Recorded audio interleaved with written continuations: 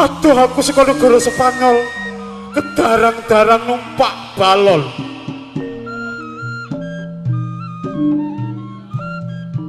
Balon wis lumayan. Aduh saknalika balon pecah.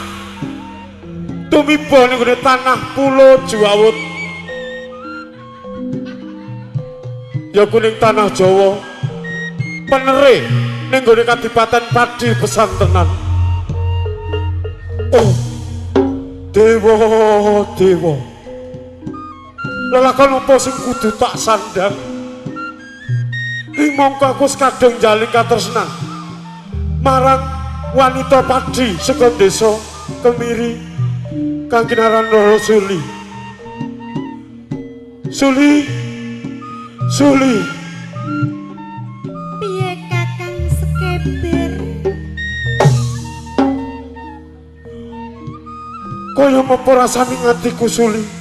Tansah gawang-gawang. Kaya ninggalake bayi ning sak pinggiring jejurang. Katon-katon marang sliramu Suli.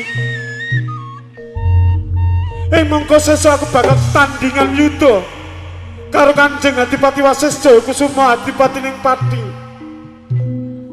Yen aku bisa nggoling yuda, menapa aku bisa bakal katampa urip ning gone Pati Suli.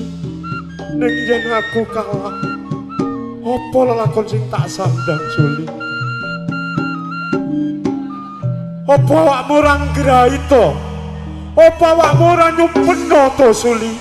Ing dina-dina keri iki sapa matura Suli? Kakang Sekeber. Suli, Wis 3 dina iki rasane atiku tansah was-was ngono Kakang. kowe ngimpi apa Suli? Aku ngimpi rumahku ki lombang tengah samudra Numpak. kali panjenengan. Numpak bae to ngono. Ngono Kakang. Banjur Banjur ilang Kakang. kasampiang ombak bae to ilang. Ngono Kakang. Ora usah Sekeber. digagas lan dipikir Suli. Aku ya tak pikir. Wong ngimpi ngono mung kembange wong turu. Nanging yen tak sawang saka panduluku Suli, awakmu kok saya mongkok, saya mongkok. Cahayamu saya wayus, pipimu saya sembep. Kowe lagi ngrasake apa Suli? Kakang Sekeber. Suli, Aku dina-dina iki yen awan ora doyan mangan, nebing ora bisa turu. malah koyo tandi kowe. Kepengenku ki mangan